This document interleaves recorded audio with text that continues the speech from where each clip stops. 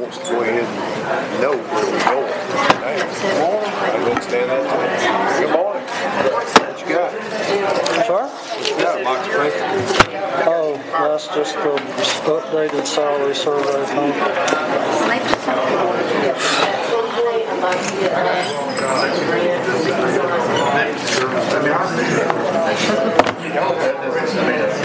I'm all about getting together.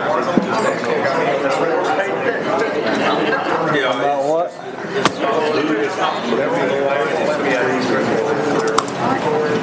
We technically need to be bringing. You mean we gotta actually go by our process? Yeah. No. Oh, that's good. I would do that. We already approved it. There's already a survey on the It's just,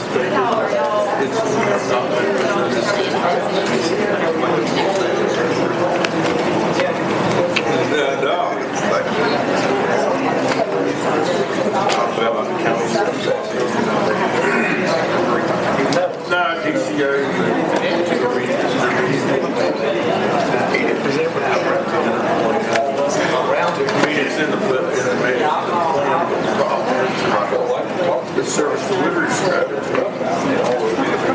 was extended without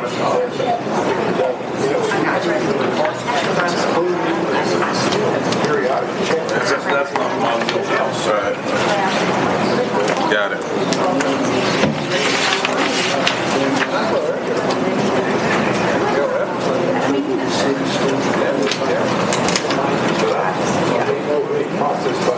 How'd you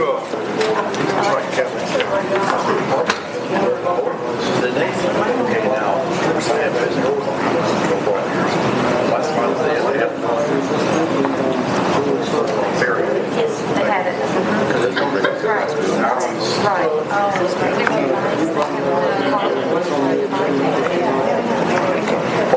We're just doing a letter of opposition to the county resolution.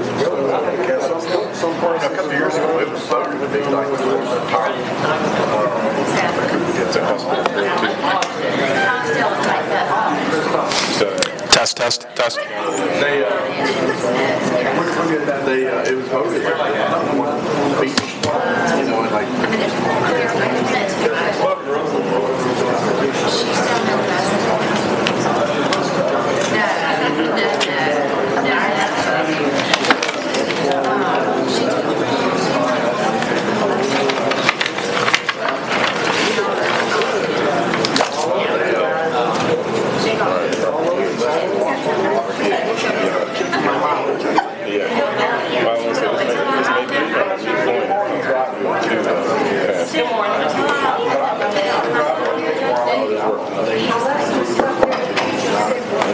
Yes, ma'am.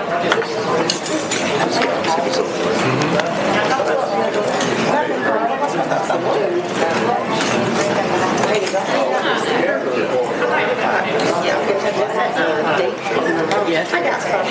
We just didn't know we had a manually. I'm well. How are y'all? I'm good. Right. Well, that's what I just said. 31st.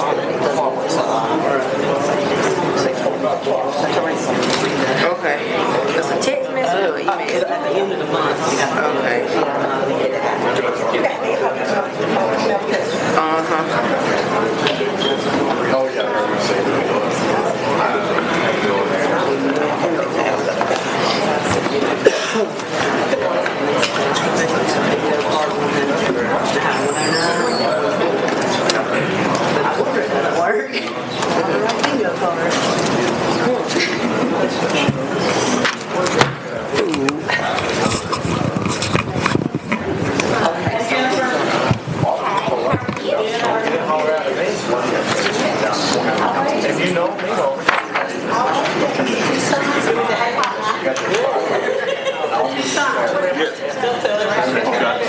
You put it to the...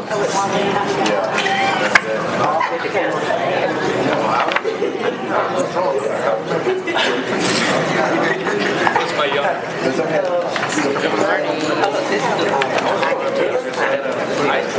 Okay. I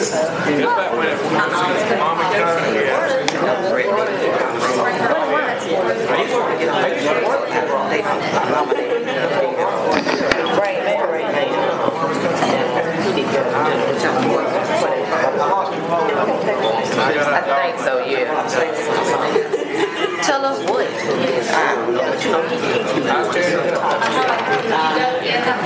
feel like it's So he could put that in a paper. Y'all ready? Yeah, now they can be all up to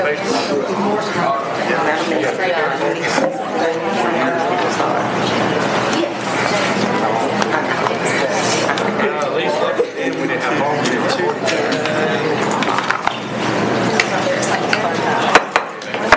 Good morning. Yeah.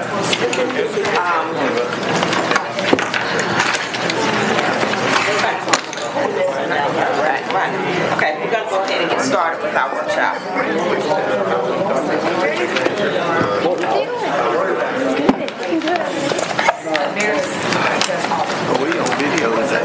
Okay, first on the agenda is to discuss a request from Spalding County to update the service delivery strategy to revise the wastewater service territory map to coincide with the 2010 through 2030 wastewater management plan map modification clarification.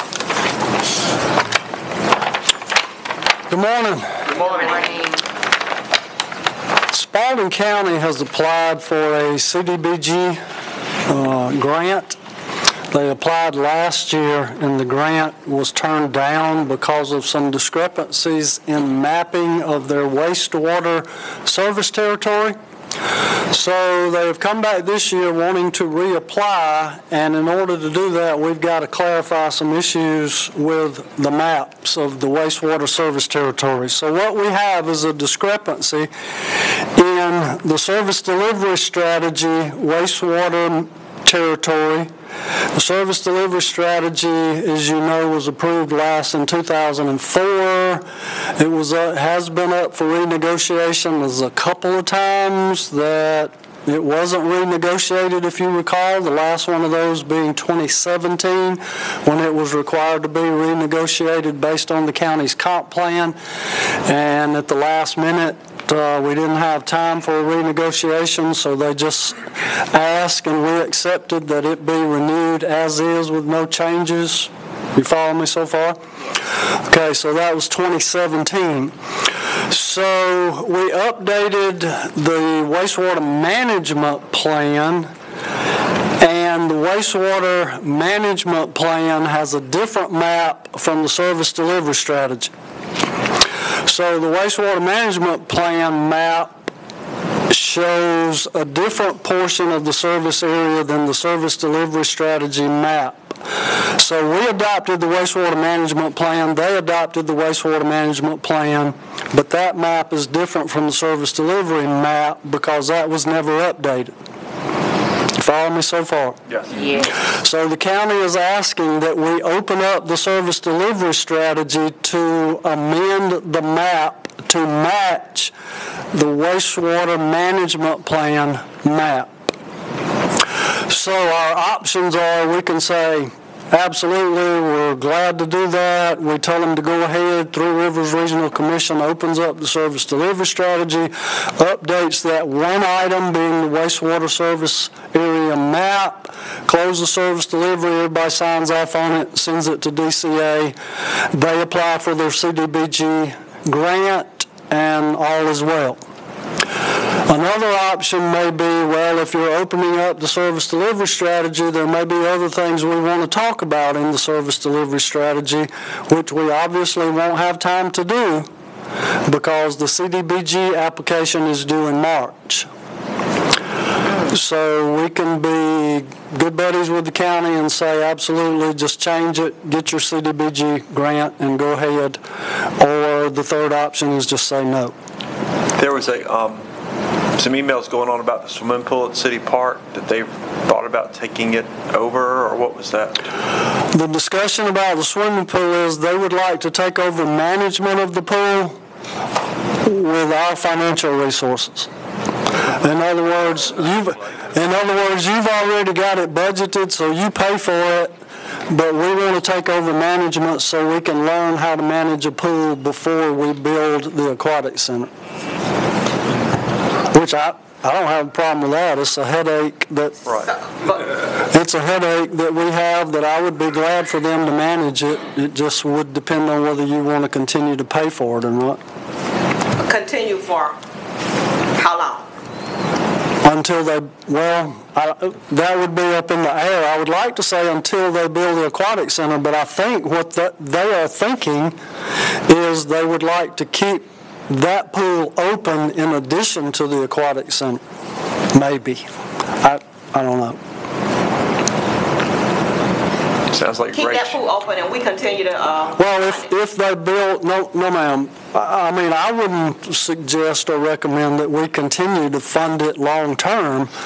I think that what they want to do is learn how to operate a pool, and then if the aquatic center is built somewhere like out at the industrial park, which was one of the areas that was recommended, that they would still keep the pool in City Park so it would be closer than the aquatic center, and keep both of those functioning. So, just so that I understand the agenda item, is they want us to revise the map with almost the same amount of time frame that we had to discuss the service delivery strategy last time. Yes, ma'am. They basically waited until the last minute to come and ask us to make a change so that they can benefit from it. Essentially. Is that a question or a statement? I think it's a statement. I mean, they were rejected. Their application for CDBG last year was rejected. And they knew for this reason. Right. So they knew then that this problem existed at around the same time frame. They were made aware that there was a discrepancy last year. I'm asking that. Oh, that's a question. Yeah. I'm under that assumption. Okay. And then, that I understand correctly, they are now asking us to modify this for a problem. Which probably could have been taken care of if we had went ahead and did the service delivery. Right. Agreement. Right. So if we did this, essentially to me feels like we would just be doing them a really good solid because there have been other options to address this besides for waiting until it's due. Well, once again, it boils down to how nice the citizens in that area probably need this work done that they will get done with the CDBG just like we do with our CDBG. Mm-hmm. So ultimately, if we don't agree to it, the citizens are the people who are going to suffer the consequences. What is this project? What are they? Dr. Keller, do you know the exact location? I'm assuming it's where the difference is in the two maps, which is the North Griffin service territory. So they plan to lift it up the hill to their plan, or are they looking at coming to join us? Would it be more affordable for them to join us? They're not looking to join us. I understand that. So I'm going to just say this. I'm in favor of it, but I just want to go on record as saying I would prefer to be petty and not agree to it simply because I feel like this is a logistics issue that should have been managed prior to this time frame. But in the best interest of the citizenry, I am in favor of it.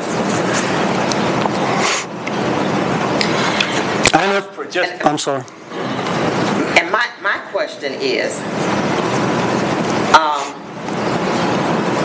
this is something that probably could have been worked out during this discussion of service delivery strategy. Mm-hmm. What's going to come next?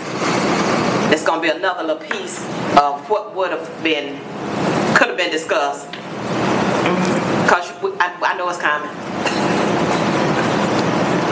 The same thing will happen when it's... I think the service delivery strategy is supposed to be discussed again in 2022. I think when we discuss loss negotiations again, that's the next timetable that you have to look at the service delivery strategy is if you change your percentage on lost, and I think that's up in 2022. You know, I suspect the next thing that may come up is the swimming pool issue sometime before then. So, I don't know. If the consensus of the board follows Ms. Flowers' thinking, then we would need to, by consensus, say, okay, we'll go along with it. It'll have to go to Three Rivers. They'll have to update the SDS, and that will come back to you in March for your formal approval. All of this has to be done and in DCA's office on their desk by April the 1st. So we've essentially got a month to do it. I'm Cora. I know that this is probably something we need to do, but what if we say, we'll agree to this, but we want to discuss the service delivery strategy? Then you're probably going to have to discuss it today. No, I mean, you're going to have to discuss I'm it. not saying before we sign this. Yes, ma'am. But in return for us doing this, come on and tell us when, give us a date that we can go ahead. You can certainly do that.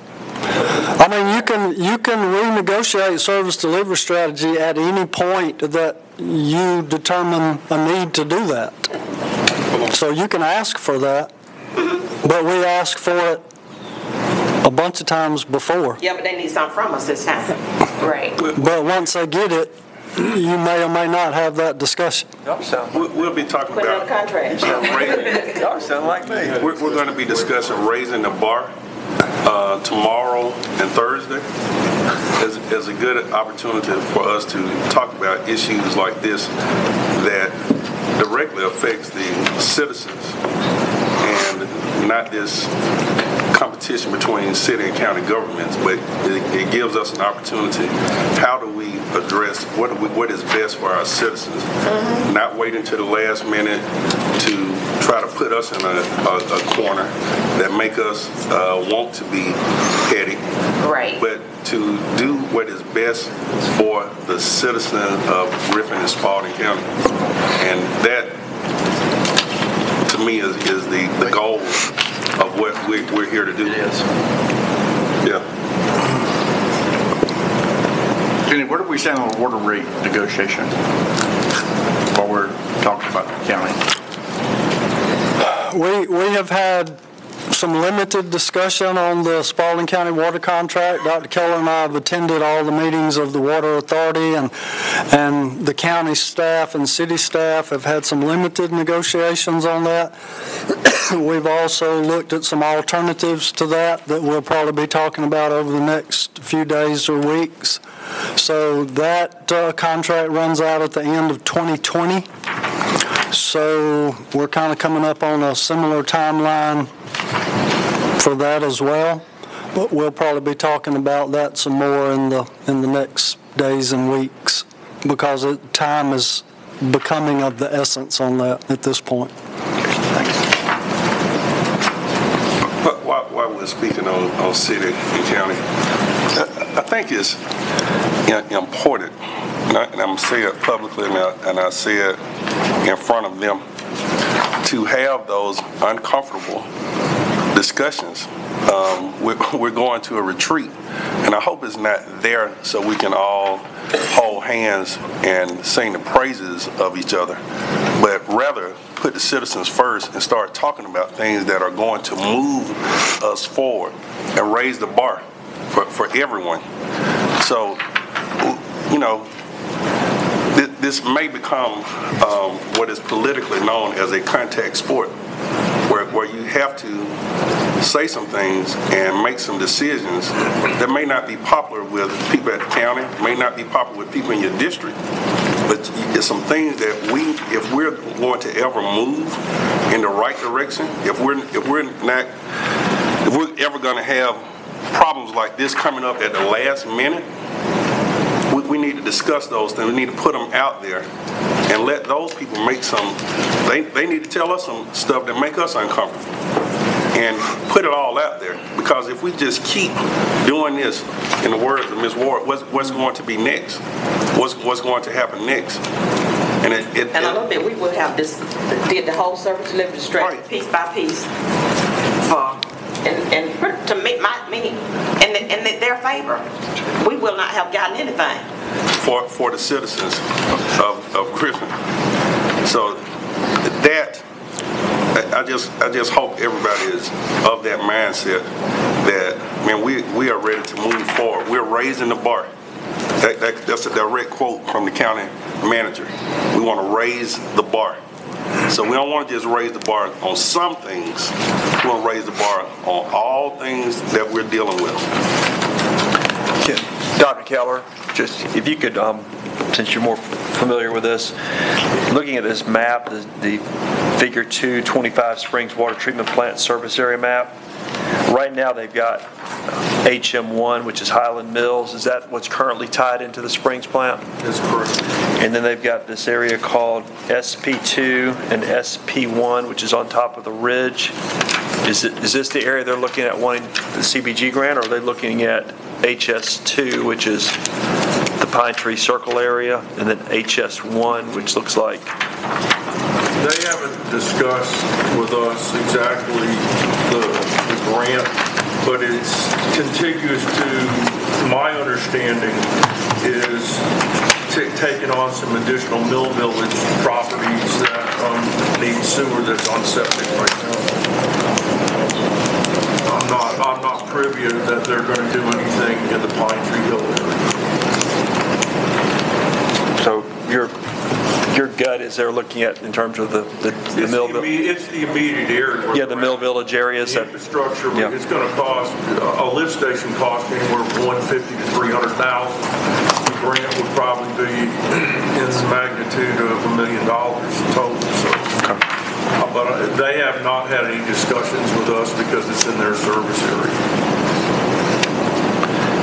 So back to the pool issue, is there a possible way where, kind of as an idea, that we tell them that over the next 4 years we could reduce 20% a year in terms of our commitment, and they add money to it with the intent of them moving towards the pool? With the pool. So this year we do 100% with them managing it. Next year we drop to 80, 60, kind of a... I don't think we need to do it at all. I'm just for them to, with the intent that they're going to be in the pool business. As tied into the discussion. I'm just throwing that out as a option.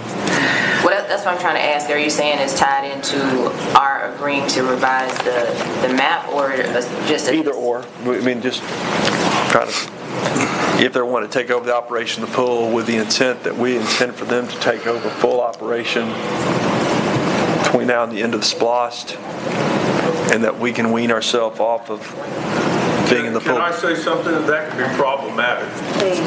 If something goes wrong with the pool from a structural standpoint, or the facility, or they want to upgrade something at our cost, I don't think that we need to be playing that game. Right. Either they take it or they don't. Okay. And if you want to fund it for 1 year, that's up to you and Mr. Smith.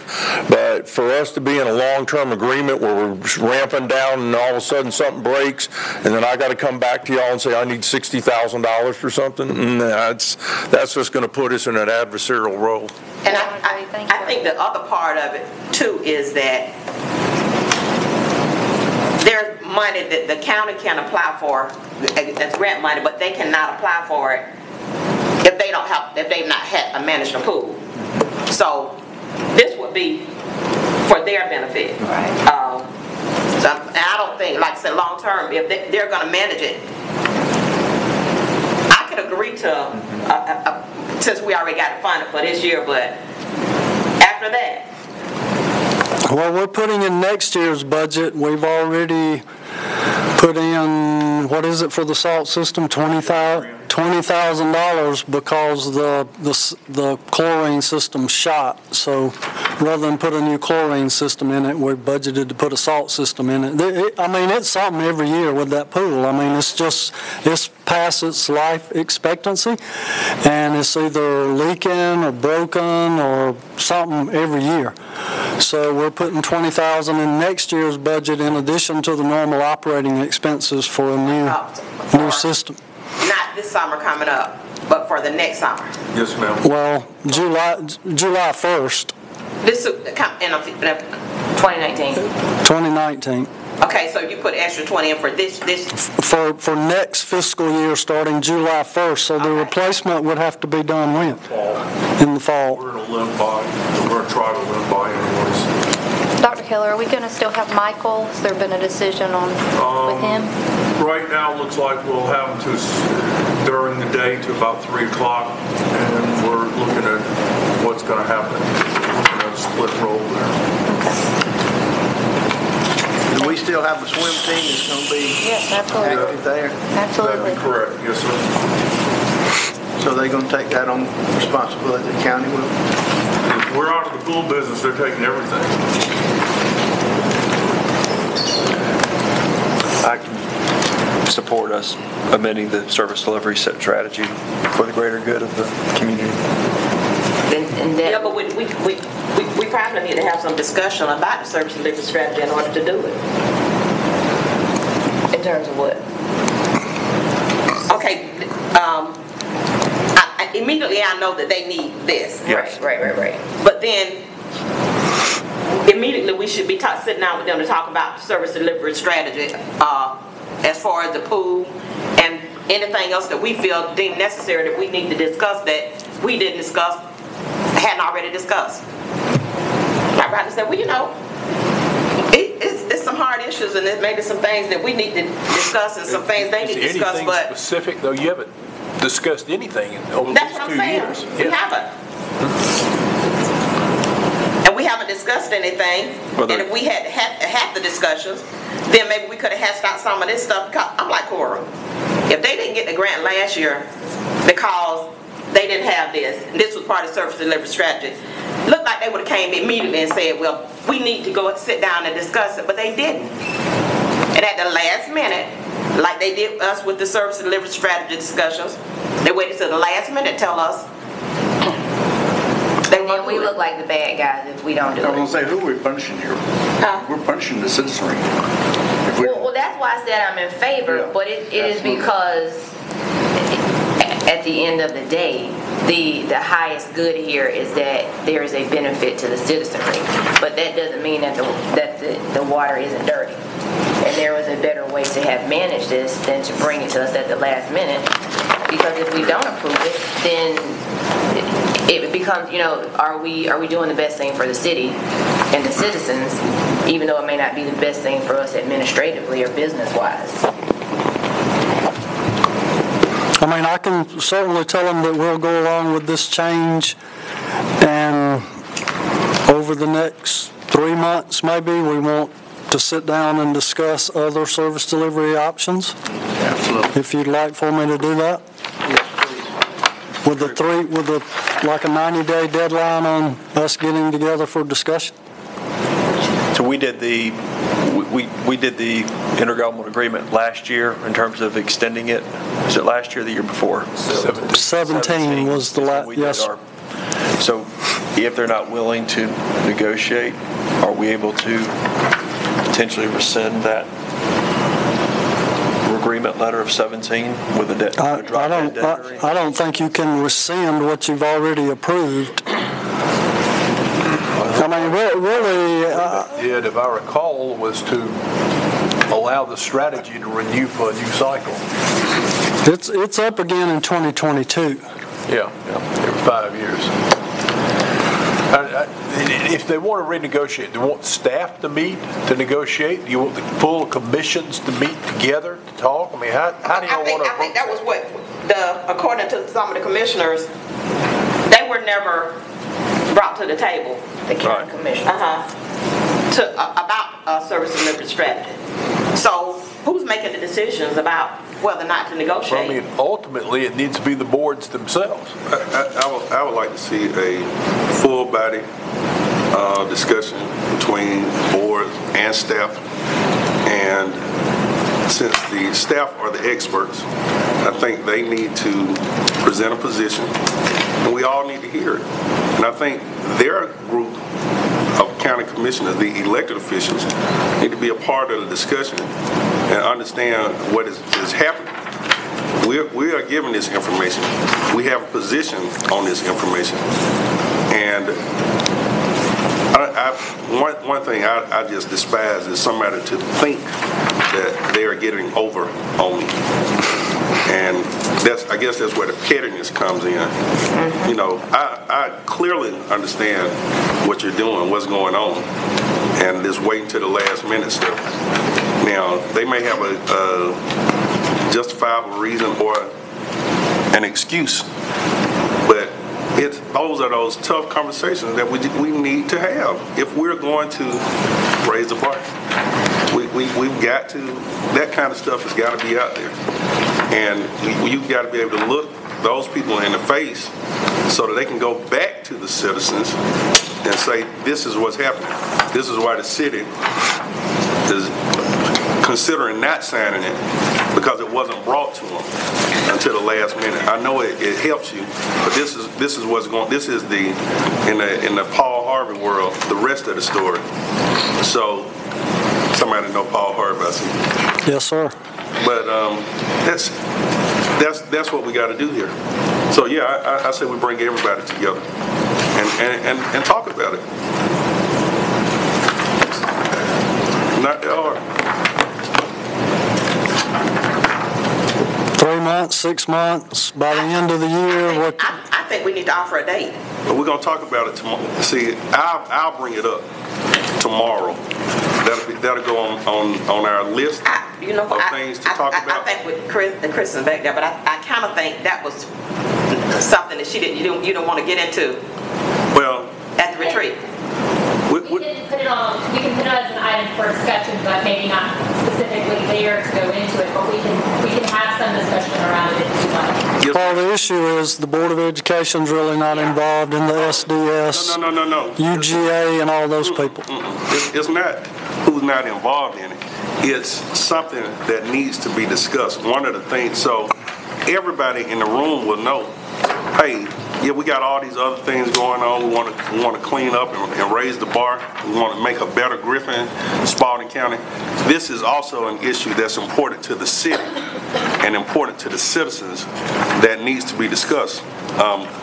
Certainly, we don't have to talk about it tomorrow, but I don't know of a better notice than face-to-face to say, hey, we need a date. We're here today, and we'd like a date to talk. It may not be for tomorrow or Thursday, but we need a date in the near future within the next 3 months. Okay. 90 days, as you said earlier. Yeah, 3 months and 90 days.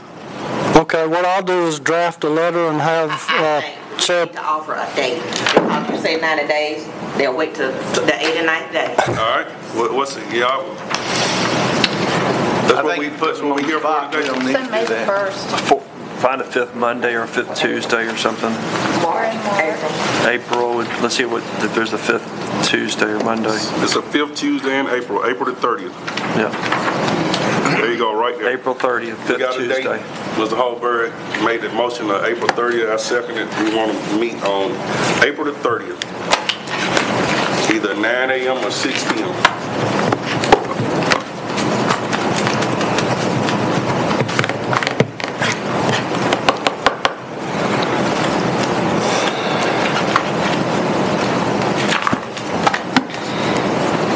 Is that the direction that staff has to draft a letter for Chairman Ward's signature to say that we'll go along with this change and we want to discuss on or before April 30th? I'm comfortable with that. They've got ACCG that weekend before. Does that normally run through Tuesday? I don't. So that may be up. I think there's Friday to Tuesday. Well, we can put that date and say on or before and give them the option to come back with another date if that conflicts with ACCG or whatever. This ward wants a date. We'll get you a date. It does conflict with ACCG. Send that date, and then they'll give us another date. Okay. Any other discussion on that? Can I interject something, Mr. Smith? Well, absolutely, sir. Thank you. You could have said no. No, I would never do that to you. Yeah, you would.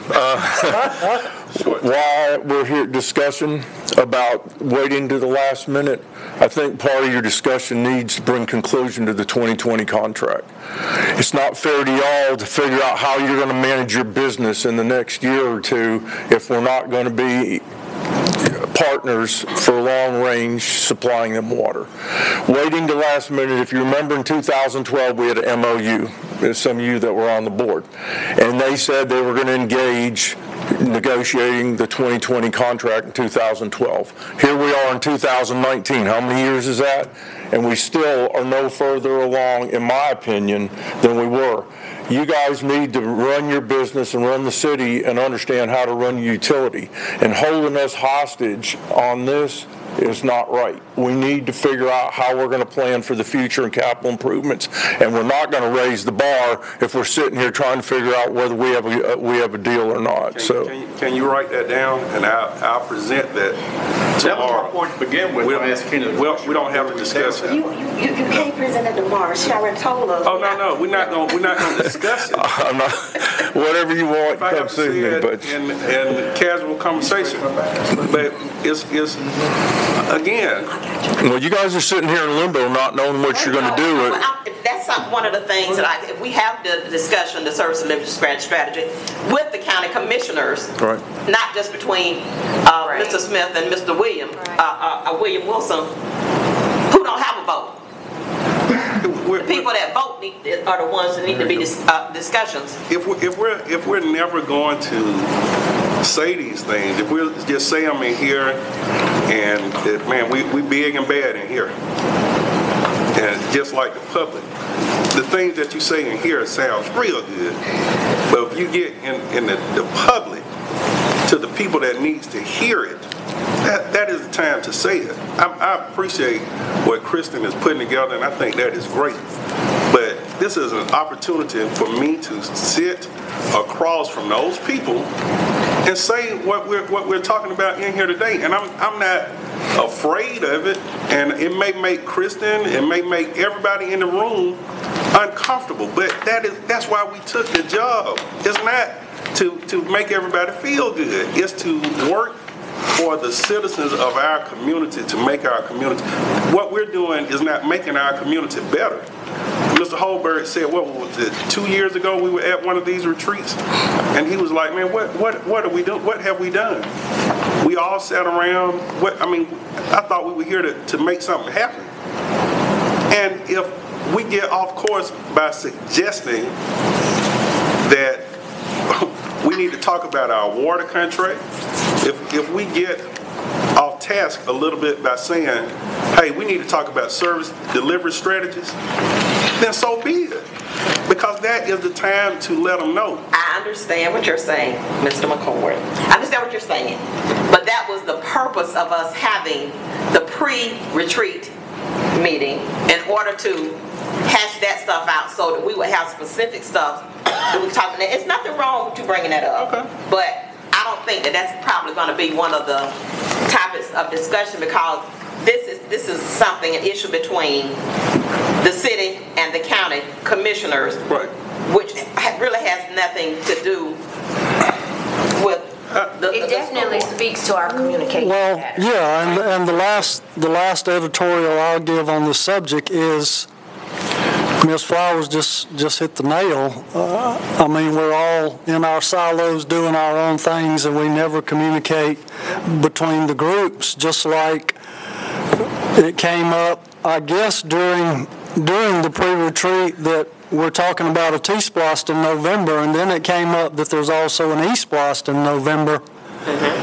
which I had not given any thought to, and are we voting for both of those at the same time? But there's just a lot of things that go on between all the different boards that we never discuss. And it just kind of happens. We can, there is time on day 2, because the aquatic centers also come up as a conversation for this group to talk about. So, we can be flexible with the agenda and have those 2 discussions potentially on day 2. But let me say this. Yes. I'm not suggesting that we go down there and we excuse the school board and development authority and the city and county, sit in a room and start our discussion and start having that dialogue. I'm suggesting that they know that we want to have that dialogue, that this is something that is vitally important to our day-to-day business of how we operate, that this is something that we need to talk about aside from what's going on at that meeting. We can set the date. I mean, since everyone will be in the room, I mean, that date could be potentially set with those two groups, and so certainly. Right, that's what I'm saying. Nobody needs to come ready to talk about to actually have discussions. But yes, I agree. They need to. I don't even know if they know. Yeah. That we're over here mad and pissed off. I don't know if they know that. I don't know if they. Language. Yeah, excuse me. I don't know if they know And that. who's applying for the CDBG? Is it the authority? The Water Authority, it's my understanding the Water Authority is So applying they may not even, the board may not even know that the Water Authority, besides maybe Gwen, that this is going on.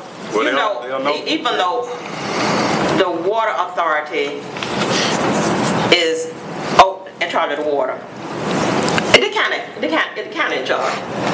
Well, Mr. Wilson's email says the county/Water Authority submitted a CDBG grant. The people elect the Water Authority. Who's They're appointed by the commissioners. appointed by who? Yes. What did he say? They're appointed by the Elected officials? by the county commissioners. Yes. And if they need to be. So I just want to make sure that also the record shows that since we're on such a short time frame here, that if something kind of goes awry and the deadline is not met for whatever reason, that it certainly, I don't want it to fall back on us, because I'm bringing it to you as soon as possible. We're supportive, but we would like to have future service delivery discussions. Yeah, I understand that. I'm just saying if the wheels come off sometime in this short time frame, no fault of ours, I want everybody to know it is no fault of ours. Executed our part on, what's today's date? 26th February. We're saying we support. We support to move forward. That is we're on record as saying that. But what we want is further discussion. There you go. Got it. And we're on record for asking for further discussion. Got it. And not to discuss it at Kristen's meeting. Got it. Private. Governmental work session. Governmental work session. At least in detail. At least in Kumbaya session. Yeah, just stay out of the weeds. Okay, I think I'm clear. Perfect. Thank you. Crystal. okay. Can we move on to the next? Yes, ma'am, please. Reminder of municipal cost index adjustment to be effective March 1st. Yeah, as you know, our MCI adjustment each year comes up on March the 1st. It's based on the January MCI numbers, which don't come out until the very last of the month. So just to give you an idea, they're tracking, the December numbers are tracking at 2.6%. So we're expecting an MCI adjustment on the March the 1st on the January numbers to be somewhere around 2.5% to 3%. It could dip, could go up. Don't really know, but 2.6% is where it currently stands. So whenever those numbers, we have a resolution that we do that automatically. I just wanted to give you a heads up. So whenever those numbers are published in the next week, we'll automatically figure that into our rate system and put those numbers out. Any questions about that? And those are on all our utilities except electric. Electric is not affected by the MCI.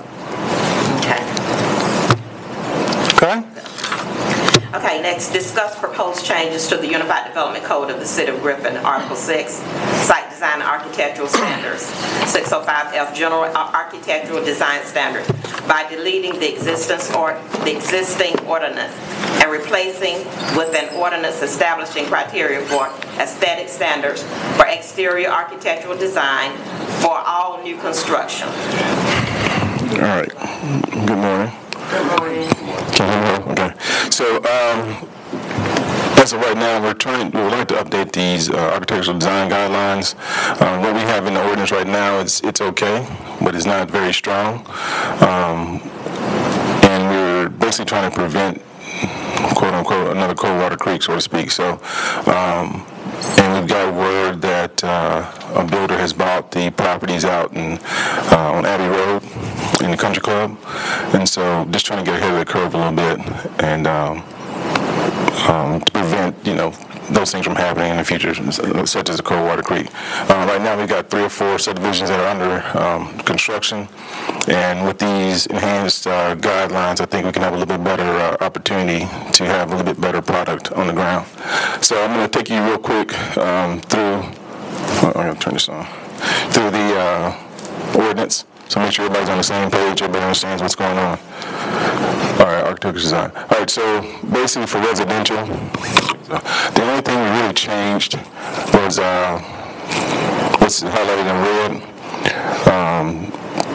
specifying the 20 by 20 garage. The facade of each residential dwelling should have cover at least 50% of the surface area. Right now, I've got some pictures on the next slide that'll show you at 25% what it kind of looks like. But if we ask for 50%, we may get a little bit better product. And for any subdivision with existing dwellings, architectural style, not limited to accents, decorative facades, roof framing and slopes, side entry garages, paint recommendations of any new structure shall resemble the existing structures as much as reasonably possible at the discretion of the zoning administrator. So basically, had we had that in our ordinance before, we could have a little bit more teeth than what happened out in Coldwater Creek. On the yes. 20-foot garage, is that on infill development as well? No. So you have infill development guidelines, and you have, this is new construction basically for subdivisions. The MDR, HDR, LDR? It's for all residential. So again, you got infill that's already been approved last year. You got, this would be for new residential construction, mainly in subdivisions. So if Lincoln Road or Lexington Square came online, then they would have to adhere to these regulations. If when Abbey Road comes online, they'd have to adhere to these regulations as well. And it won't affect existing housing. What are all the lot sizes out there? I don't know off the top of my head. I want to say at least a half acre. And you're talking about in the country club? Yeah, I think they're at least a half an acre. Does this also, does this affect townhomes, duplexes? Coming up. So that's the only 3 changes. That what you see that's not highlighted is already in the ordinance. So again, we just tried to enhance what we already had. And so these facades here represent 25% front. So basically, the brick here, and there's a brick in here. So that's what you get for 25%. So 50% you may, I don't know, possibly finish the rest of the side here with brick or what have you, but this is just a starting point. You say 50%, you can say 75%, however you want to do it, but we're just trying to have something in the ordinance so that we can have some level of discretion of what we want to see on the facades of these structures. Our townhouses, so we're asking at least 25% of the exterior front facade is constructed with brick or stone. Have re-entry garages. All the dwelling assets by the alleyways, or rear alley. Have straggling offsets for front entryways, and constructed with different building materials. So those are the major enhancements to that portion of the ordinance, and this is kind of what we're looking for. You can kind of see the offsets, the different materials on the front of those, in the top left. What you see at the bottom left could potentially, I put that there because it could potentially be could be put on Lincoln Road because it's staggered. So this just kind of gives you an example of what we're trying to look for. Do their front setbacks, does it change where they can come closer to the road than where are current? Yeah, we can work on that. I would rather than be closer to the road, have them be more walkable, and have a rear entry. And there may become times where the lot is not deep enough to to accommodate that, then we'll just have to address it at that time. And it could be a variance, I guess, based on the lot size of based on the lot size. All right, so condominiums come in many forms, but what we're asking here is to have recessed stairways and stairwells, decorative gable vents, and rear entries as well. Condos sometimes look like apartments. We're just basically with the recessed stairways. You don't want to see the stairs coming straight out of the building. You have to actually walk into like a little gallery and just give a better presentation. Again, 25% on the exterior fronts. Wash and dry connections. Usual and standard, I mean, these developers are used to these requirements in other areas, correct? Yes, yes. So we've looked at maybe, I don't know, 10 different communities, so it's not unusual. Thank you. All right, so the country club, so this, everything you see here is new. We have nothing to address the country club. So what we're asking for item number 1, basically having a brick, stone, or stucco facade, and then the other 3 sides have to be one of the same, brick, stone, stucco, or Harvey plank. Okay? No vinyl. Additionally, you pick 2 of these, the porticos, transom windows, the masonry chimneys, cones, or detailed balusters and pediments. And that's what this is here. So these are the porticos to the left column. The middle column are the transom windows right above the doors. And the cones are those, the corners that differentiate from the brick. Tucson, you might want to define country club. Okay, let's back up. So, if I read the top up here, so when I say country club, these are basically examples. You're not talking about the country club. The country club, what do you mean? Shoal Creek? Shoal Creek. You're talking about country club as a definition. As a definition, yes, yes. I'm sorry. I want to make that clear. Well, yeah, it's got it up there at the top as examples, but essentially, we're saying any type of, I don't understand. You know? Got their club estates, or the club estates in Spalding County. Okay. As examples. As examples, yeah.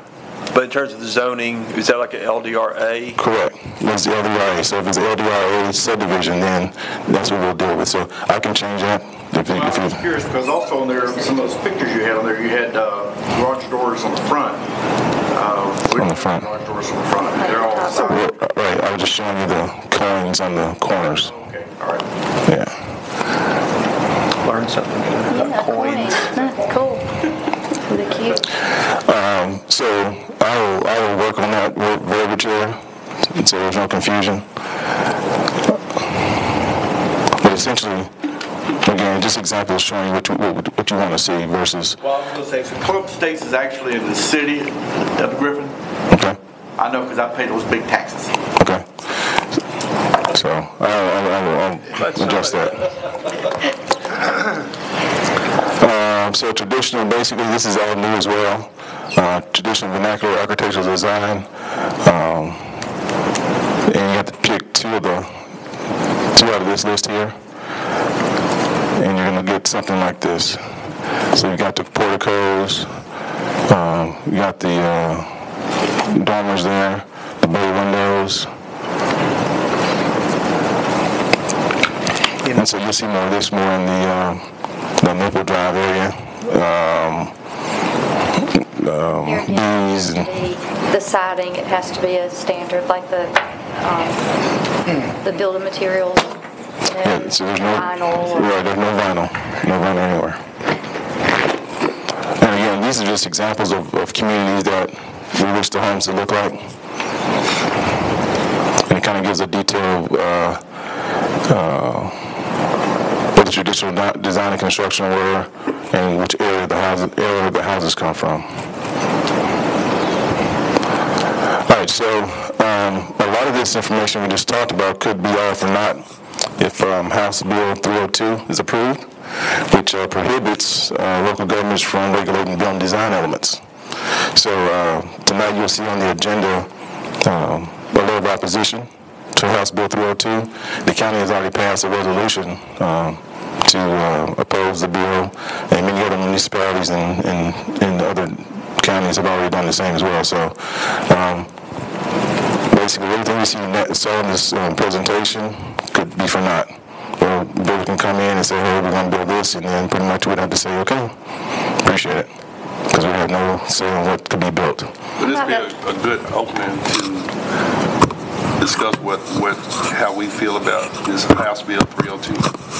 Is that just for affordable housing? No, ma'am, it's for single family and double family dwellings. Okay.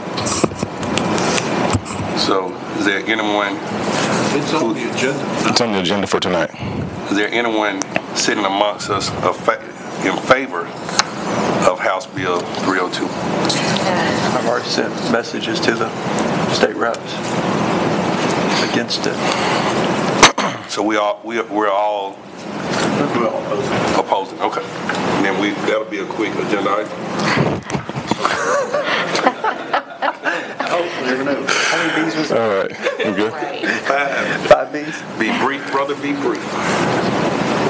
Okay, let's talk about group homes. So, group homes, personal care homes, That's the next agenda item. That's the next agenda, I'm sorry. Before we go to that, I'm sorry. So on the, like duplexes, anything that's a dwelling, 4 units or less, they would have to do rear access, or? Yeah, so again, we'd have to look at how the lot is configured to address that, but that's the idea, to try to make it look a little bit more presentable. Existing subdivisions, take example for Johnson Pool Road. Yeah, so there, right now they started off with there are no carports on those initial development. If somebody wanted to build that out and we changed this ordinance, they'd have to follow the design guidelines. Would they also have to accommodate a 2-car garage?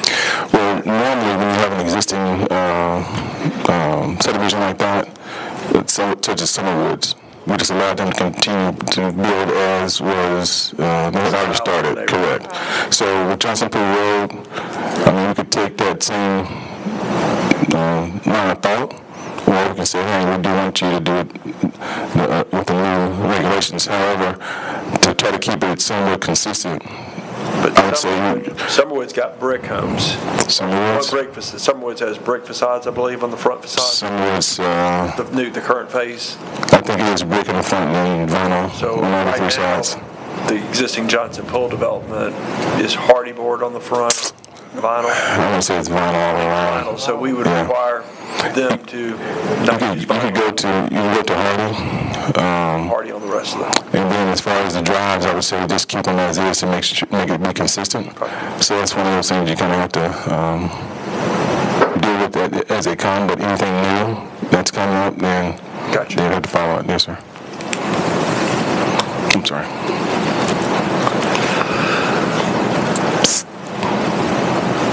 So you're saying on Johnson Pool, even if we go ahead and vote to change this, anything else that come down there would be new development? It would be, but normally you try to stay consistent with the existing. So I'm not satisfied with the existing. I understand. So it's vinyl now, so we could have them just go to hardy, at least upgrade it to hardy for the rest of those structures that they want to build.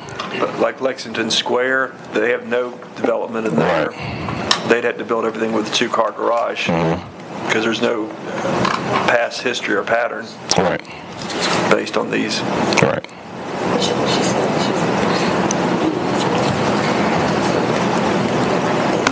So one other point. So when Powers Court went from phase 1 to phase 2, phase 1 is all vinyl. I think they have some brick, but phase 2 has hardy board and brick.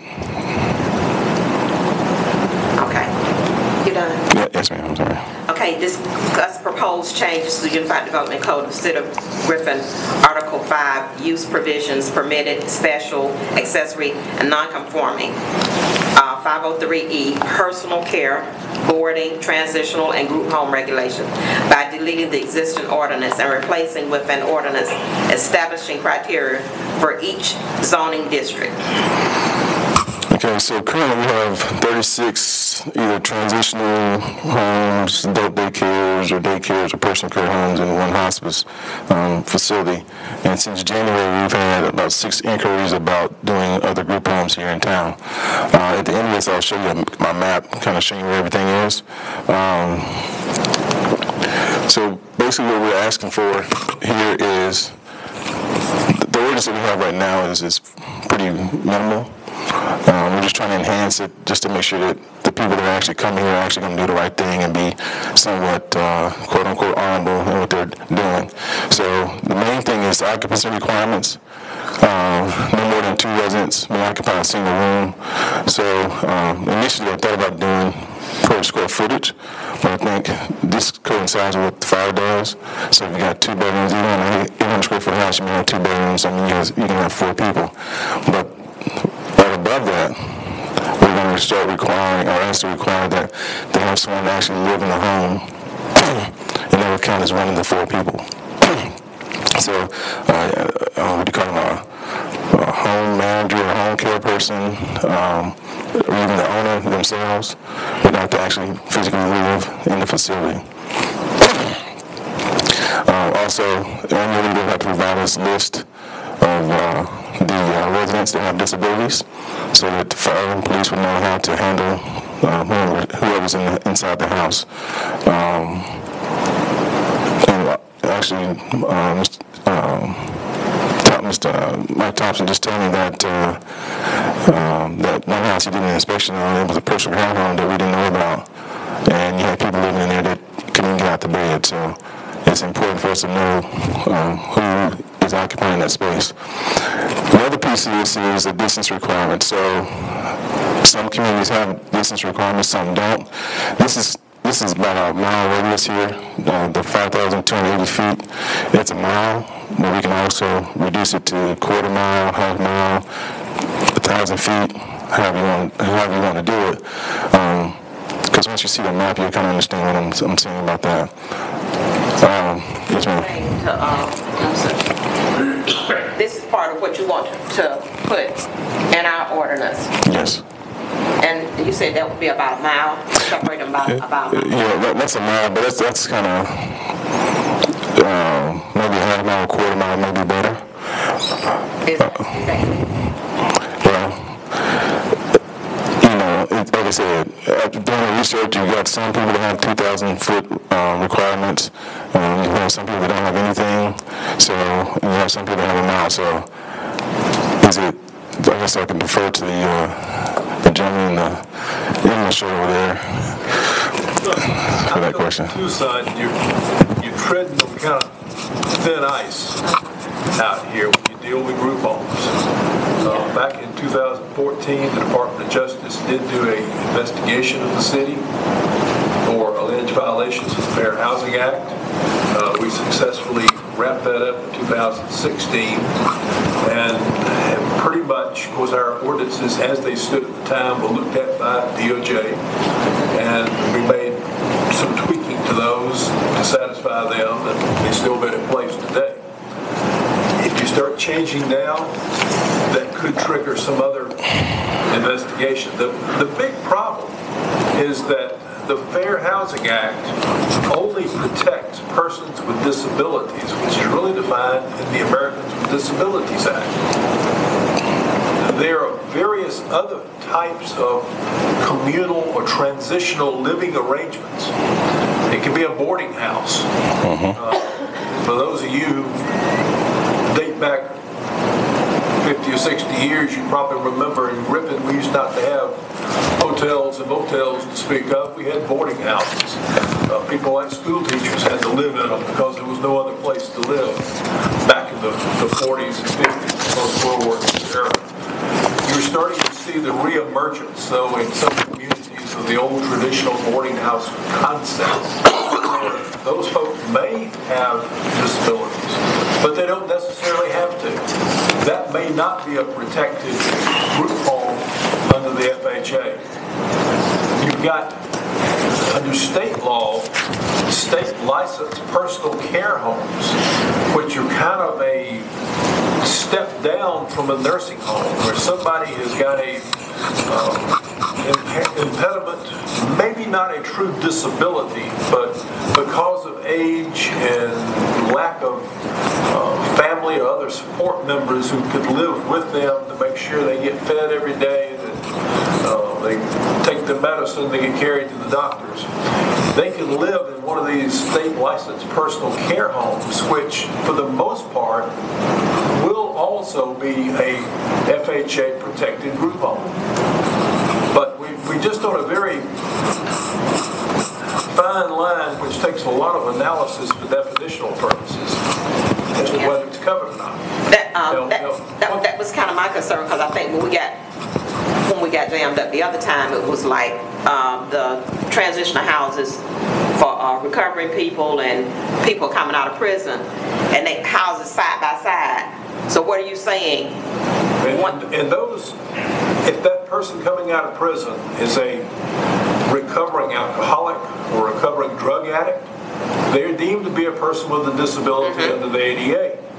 So if they're living in a house which has got one or more persons with disabilities, that probably is a qualified group home under the FHA. But they will live in separate houses in the same neighborhood. What are you saying? One house or one community? I mean, what would it be? So you can have multiple houses in that same community, just not necessarily next door to each other. So that's what I was saying here. But I mean, the distance requirement can be erased. I only put that in there for conversation, so that just showing you it's not just us that has a distance requirement. So. And I think as small as our neighborhoods are in Griffin, as small a community as this is, that a distance requirement probably would be viewed as unreasonable. I mean, and I guess what I'm saying is, okay, over on Thompson. On Thompson You got Street. Thompson, and you got Rising Star Baptist has several homes. Transit, or they do? I didn't even know they that. got several homes. Okay, they have like these duplexes or whatever it is, and they use several of them. Okay. It's like, and they're side by side. That's sort of a cluster of individual houses, or duplexes or whatever, apartments, and they What would that fall, or would that be? It actually wouldn't be affected by this ordinance change, but I mean, to make it simple, we can just take the distance requirement out. That's not a big deal. Take the distance requirement out. Okay. I'm saying they would be they pretty much grandfathered in. Yeah, it's existing, yes. But if somebody else came in and decided that was what they wanted to do, about 3 or 4 houses, have 3 or 4 houses in a row, and to put a community of however many people it is that fall under this, how would we handle that? I mean, it would have to meet the distance requirement. So basically, the distance requirement is just to try to keep it from becoming institutionalized in that area. That's the only reason why you have a distance requirement. Okay. Again, it could be 1,000 feet, it could be 500 feet. So it just depends on, or 0. So it just depends on how you all would like to vote on, or would like to have us presented in the ordinance. Well, hold on before you move any further. Mr. Whalen, being the expert on this, what do you suggest we put in the ordinance that we vote on?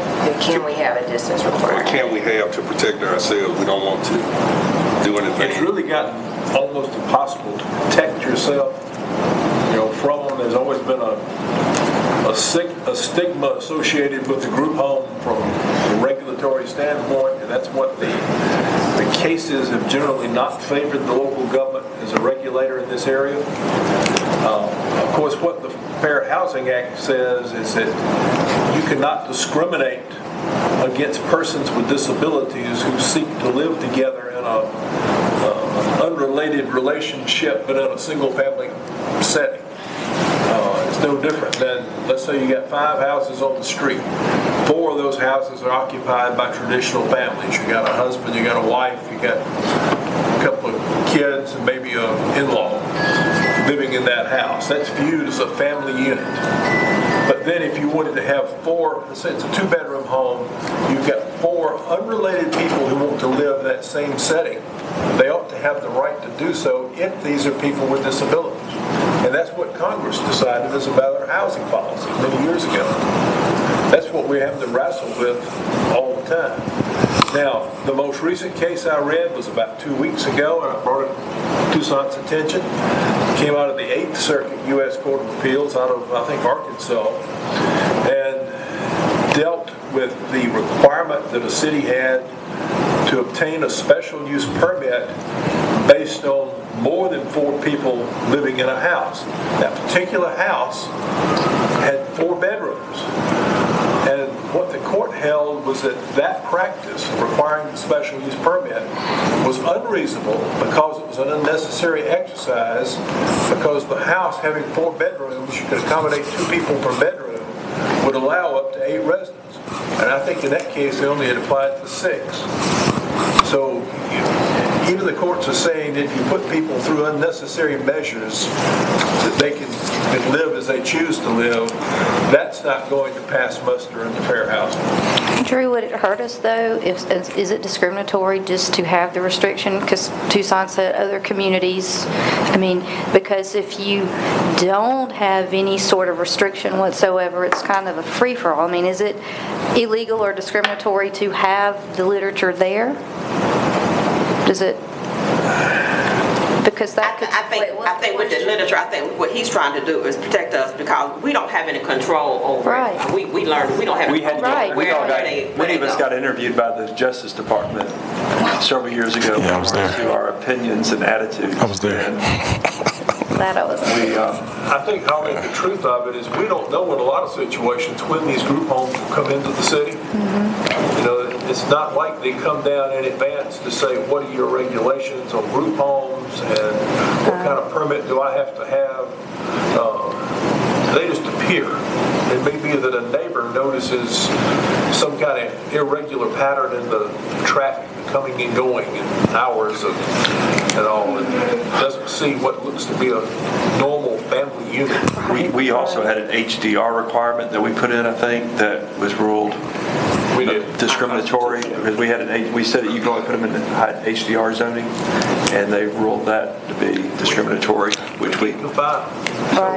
One thing I noticed in here that to me is more restrictive than the distance requirement is that the licensee must have their domicile there. That ain't happening. Yeah. So I don't think that's going to stand either. Because if you stick with that, you're not going to have any anyway, because nobody that owns them is going to live there.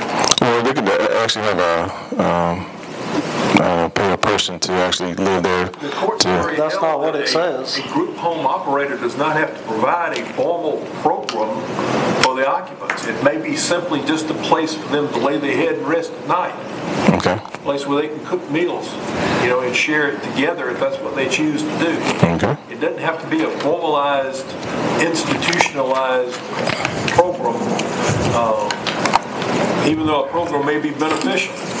Now, a lot of the group homes that started out initially were, program-based, but that's not a requirement. Okay, so be clear on one thing. We're not requesting or requiring a special use permit.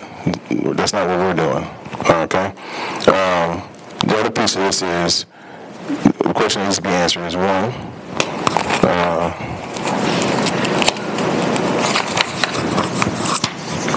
so should we require a special use permit? No, I don't think so. I mean, they can come and go where they want to go, especially after that court case. Challenge. Right. But as far as the occupancy requirement, so are we saying that we don't want to do A under occupancy requirement? I think you could do the B part without argument, can't you, Drew? The two residents per room, but. Yeah, I think so. That's a fire requirement, so. Actually, now we have in our zoning ordinance a limitation on occupancy other than by a true family unit. If you're related by blood, marriage, or legal relationship, you're deemed to be a family unit. And if they have 9 people in a family living in a 2-bedroom house, so be it. But if they're not related by blood, marriage, or legal relationship, then they're limited under the formula to the number of bedrooms the house has and two occupants per bedroom, if I recall correctly. Isn't that right? I think that's under a definition, but this is more so in the actual ordinance section. Yeah. All right, so we're deleting A. Is that correct? What was that? Under occupancy requirement. Okay. The licensee office. Okay, we'll delete that. So now distance, what are we doing with distance? I would. Okay. What, delete it? Okay. So what you left with? Well, you still have to, 2 people. 2 people per bedroom. Yeah, but the verbiage in which we wrote what we already have is kind of different. Sounds a little bit better as well. And plus we were adding in there where it talks about Griffin Fire and Police. Can we go back? Yeah, go back to the page. Okay. Oops. So yeah, right here it talks about facilities shall provide to Griffin Fire and Police the list of residents. You know, we've got a lot of people with disabilities that live with their families in single-family housing. Right. And their identity and their condition is not known to the police and fire. Okay, but we're talking about people that come in to get to... Singling out people with disabilities because they live in a group home to meet a special requirement, is that discrimination? I mean, I wouldn't say so, but if you're the attorney, so whatever you do, if you can defend it, hey. It says one way or the other, but I think that's something certainly to consider. Okay. All right, so let me just say this. So we brought this forward. Like I said, we've had 6 people, or 6 individuals that have come in and requesting group homes, okay? If you look at the, wrong way. And so what you see right here is just a map showing what the different type housing that's already in Griffin and showing where they're concentrated. So you got middle of the street here, Taylor here. So if we're gonna, here's a side note, a lot of people leave the county and come to the city because it's much easier to get a group home here in the city than it is in the county. I was about to say, maybe the bigger question is, why do we have such an inordinate population of group homes where other communities don't, and why do they come to the city rather than the county? And it looks like that you're giving some medicine here rather than treating the symptom of the problem. You're trying to, I think we need to get to the root of why they're coming here, and I think Kristen, you know, and we as a community, I think, need to start having these discussions about why we're the magnet for this kind of population. The biggest part of it. Griffin has always kind of been the magnet because well, for example, the old post office, I can probably think back 35 years. Old Rainbow House was a personal, what do you call it, personal growth. We had the Rainbow House at 305 North Hill Street for decades. The things in the community that assist a lot of people who aren't disabled. Right, so limited Or right here in the core downtown area. You don't want to put a group home out on West Ellis Road, 10 miles out of downtown Griffin, because those people probably don't have good transportation. They probably have to call either the Spalding County Bus Service, which the Regional Commission operates, to take them back and forth to these places. But why don't McDonough and Fayetteville and Stockbridge and all these other places? I think we're going in the opposite direction. Who owns these houses where these people are? A lot of non-profits, a lot of churches. Who do they buy them from? Individuals. And this what individuals? Whoever formerly owned it before they bought it. It's kind of like transitional housing, and at some point in Griffin, just like rental properties turned into a big business. There you go. They say it's a 501c3, but somebody's making a profit off of it. And so when whoever these people are that have connected with the state, wherever the money come from, to get these contracts with these people that's coming, are in Griffin, it's big business. Right. We have touted this number that 70% of Griffin residents are renters. We've been saying that for years. In order to be a renter, you got to rent from somebody. Meaning somebody is a landlord. So if that means that we got somebody that is doing very well. So if you come into a neighborhood where people own a lot of rental property, that's where you become the hotbed for things like personal care homes, because they want to rent them out. If they got somebody who's going to pay top dollar to come in and rent them out, they are going to rent them. So we, as a board of commissioners of the city and the county, we're going to raise that bar. And we're not going to allow that in our community. We're going to fight against that, because we want to do what's best for our community. And the way to do that is to do what Mr. Kirk is attempting to do, is to find some type of regulations. I mean, we understand the reason we are that hotbed, because we have a lot of property owners. And if someone comes in, they are going to rent that property. These are not properties these people don't come down here and say, I want to buy this house. Wherever they do buy it, it's from somebody who's going to make a profit off of it. This is going to sound dumb, but are these homes in any zoning? I mean, where can they occur? Anywhere? Any residence? So a couple things. One, I'm going to let Mike speak. At the end of the day, they come to put it in layman terms, they come to the city because it's easy to do what they want to do here in the city. That's why. They go to the county, they see what the requirements are, and they're, oh wow, okay, we'll just go across the street. And that's what happens. In terms of what? Yeah. As far as what are the difference in the requirements? some of it actually is in what I've just presented today. Okay. So having the person live on the site, the distance requirement, and so, you know, it restricts them from doing what they want to do, so they just come across the street. But also, Mike can tell you more about what fire can actually present. No. We can't speed past that one. What's that? So the county has what we just read. That came from the county. Some of it, yes.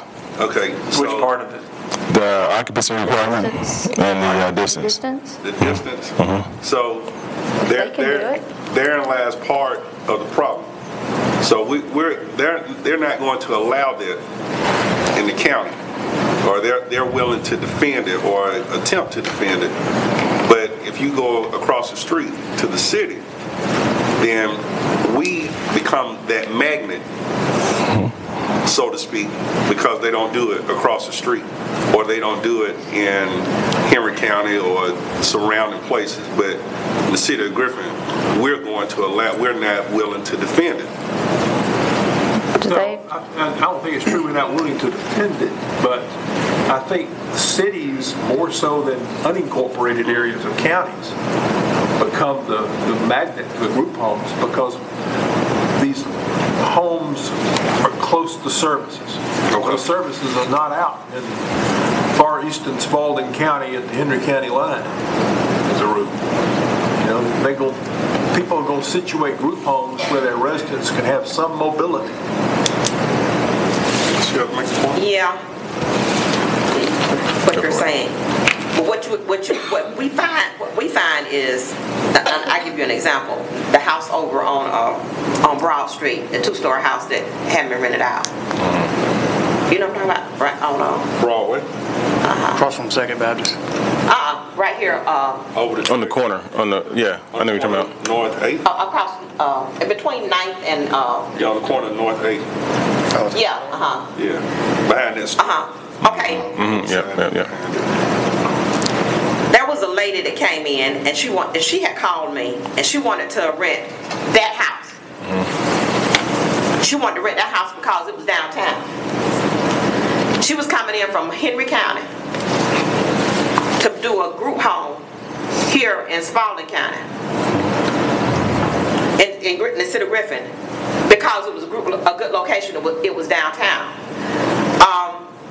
She was gonna make money off it, but whoever she was gonna rent this house from was gonna make money off of it. So one of the things that, okay, when you rent a house, to me, that becomes a business.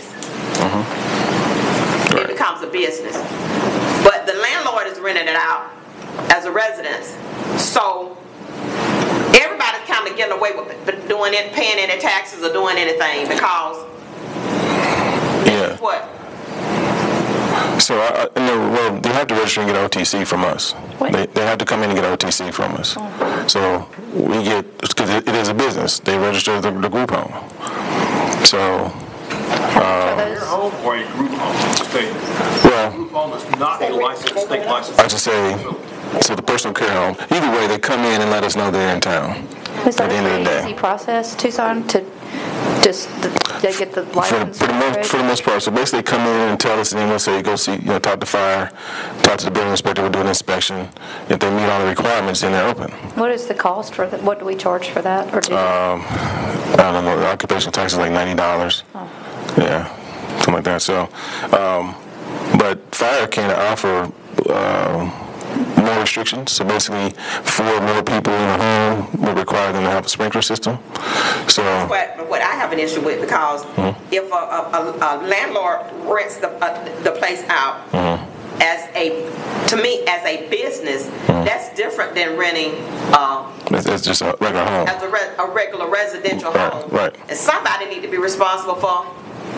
Why can't we require them to have handicap parking and pave their parking lot? I mean, I'm just wondering. I mean, it's a house, so These homes, they're in residential settings purposefully. They're not really a business because your zoning doesn't allow for businesses in most of these residential zones. So they really couldn't put a business there. Now, I can see a personal care home in which somebody has to pay the operator for the staying there for receiving services. I can see that being more of a business than just a true protected group home where people are just living there. I mean, it's really just a home that's where it rents out to 4 perfectly healthy school teachers. When you're talking about 4 people, that's to me that's a whole lot different than having a group home where you got about 12 or 14 people living in a house. Drew, a group home, that's not a business. That's what I'm saying. I don't Okay, well, who pays for these people in a group home? Yeah. I mean, is it paid for by Social Security or? They still get government subsidies Okay, that they pay the owner who owns that group home. That's how they get paid. So then that's a business. You're right. It is a business in a loophole. But we It's a can't, loophole of business, right? Yeah. we can't call it that, though. We can't name it. Well, if it's considered a group home, it's a business under fire. But you're using a different definition than what the Fair Housing Act was. But we can make the fire restrictions more restrictive, is what I found other communities are doing, is how they push out some of the group homes. If you make more restrictions on fire end, more restrictive than the state, then it kind of like pushes them out of their community into other communities. Because what they do is they do the bare minimum before they become a state facility. So if it's 4 or more, they're a state facility, they do 4. Personal care homes. They do licensed personal care homes. Right. They do 6. That's a whole different ballgame. They do 6 people, so they don't have to get a state license. Once they get that number 7, but if you there again, once you make it more restrictive for both, this is an area where the definitions come very important. But even in the state fire code, it's still 6 or more people you'd have to, it's considered a large facility according to the state. But you wouldn't do that if you had a family of 8 living in a 3-bedroom home. Right, if it's a residential, I mean, there's nothing, doesn't cover. I think that's where the... So basically what you're saying is everyone that comes in just needs to say, hey, they might not even come in. I mean, they can essentially do that. I mean, we find group homes. Right, we find them all the time. But I guess my point is, I think we understand the difference between the group home and just a regular residence, a regular family residence. But I'm not referring to the family residence. We're talking about group homes or care homes, period. So I get what you're saying, and I think we address that when people come to the front door. But I mean, you got when they come in with 5 addresses and saying, "Hey, I want to open a group home or have transition home, whatever it may be," you know, we got to hold somebody accountable. The eyes of what the Department of Justice does as the enforcer of the Fair Housing Act. They're saying that a group home made up of persons with disabilities who are unrelated are tantamount to a family unit. Okay. They may not be related by blood, marriage, or other legal relationship, but they treat them just like they were. And if you treat them any differently, then they believe you're discriminating and violating law. Okay, got it. So I think we discriminate against the people at all. I think what we're suggesting here, what I'm hearing, and maybe we'll have some dissension amongst us, that we hear that it's a business. It is. And if you're running a business, then there are some regulations and there are some requirements in that business and treating it as a business. What we need to understand are we willing as a community to treat that when I do this, that means raising the bar. Are we willing in our community to treat it as a business? And hey, I'm here to say 1 of 7, I would treat that as a business. Well, I would too, and I support what you're saying, but we also have to look at the legal ramifications. Should we? Okay. I guess the judicial court doesn't look at the business. We would have no defense on that. No, it doesn't. Okay, so my question is, do we need to vote on this tonight? I just don't want to sit before Justice Department like I did. I understand. Have to sit there and get hammered question after question. So, I guess it just... I'll sit there. But if it means we're going... We all understand that we don't have any control over where they go. Right. The board house transition housing. But in actuality, when you start looking at like personal care, boarding, transitional, all of this is different. Senior care. It's different stuff. And some of them, like for instance, our boarding home, that's a business. You know, and how do we distinguish who's running a boarding house? Who's running a transitional house? Who's running a group home? Because even like I was saying, even with like group homes, I think the state, the federal government required it in group homes. Some of these settings, it can only be 1 person to a bedroom. You know, it can't be. You know, so the people that are coming in that have these homes, are they actually registering themselves as what they really are? Yeah, barely. So, in addition to that, we've actually put together an application for them to actually fill out, because right now we don't have an application. All we do is ask them to tell us what they plan on doing. So, someone can write us and say, I'm going to be a group home that deals with alcoholic adults or something like that. I'm going to have 4 people in the home. They kind of just give us their kind of business plan so we actually know what they're doing. But we've created an application that they would have to fill out now and have a checklist for them to make sure that we get the proper information. But again, you know, and we're not the only community having this conversation right now. So, I mean, it came across the listserv, I think it was maybe a week ago. So, at the end of the day, as we stand right now, anybody can come here right now and open up 10, 20 group homes and be with minimal restriction or with minimal requirements.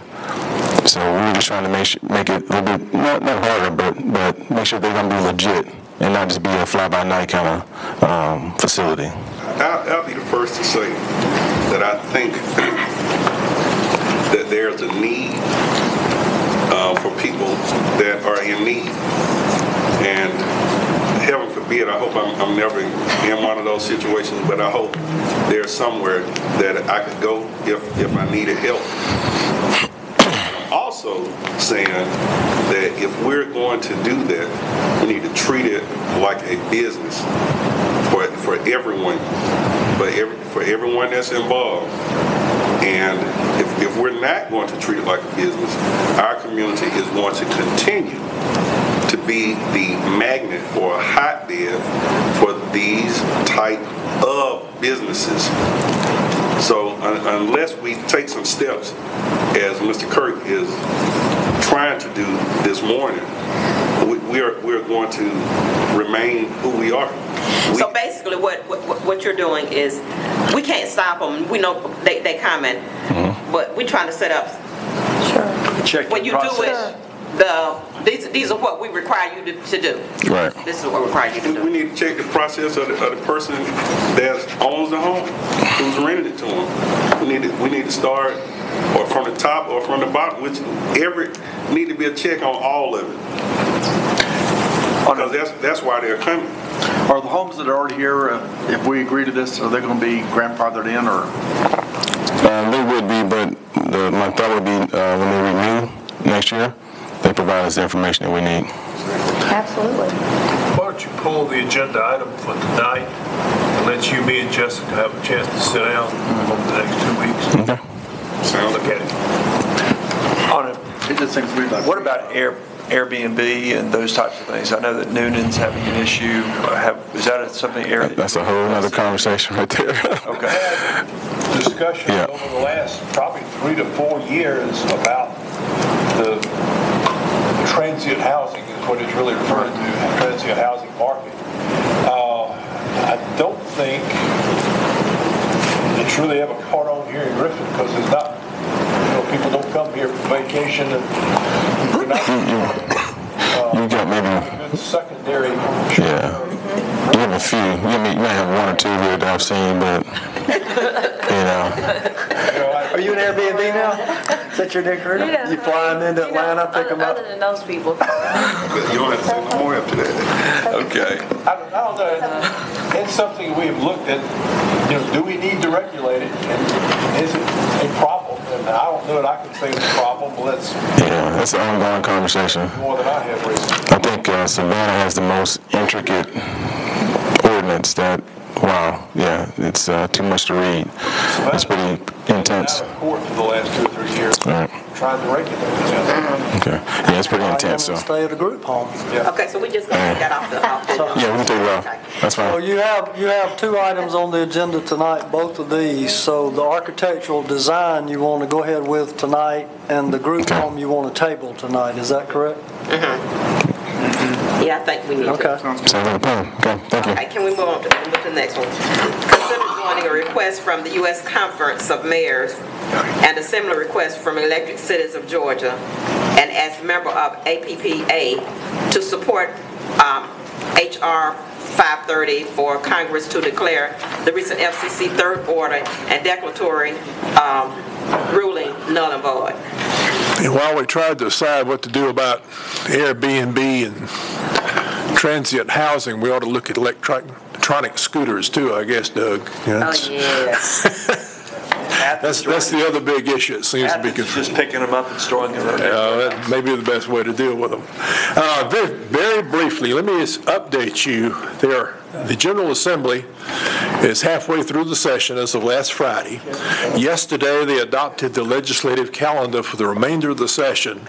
The 40th day will be April the 2nd, if they make no further changes. So come April the 2nd, that evening, hopefully they'll all go home and we'll all be safe and we can let our wives and children back out on the streets again. But that's the plan. There are 2 telecom bills which GMA and ACCG consented to and are supporting.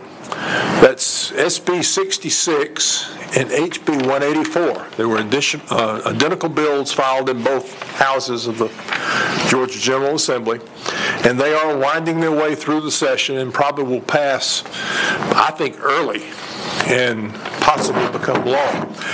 What's unique about that legislation is that it's got some alternative provisions in it as to whether the FCC, what's called third order and declaratory ruling, which became effective on January 14th of this year, survives or not.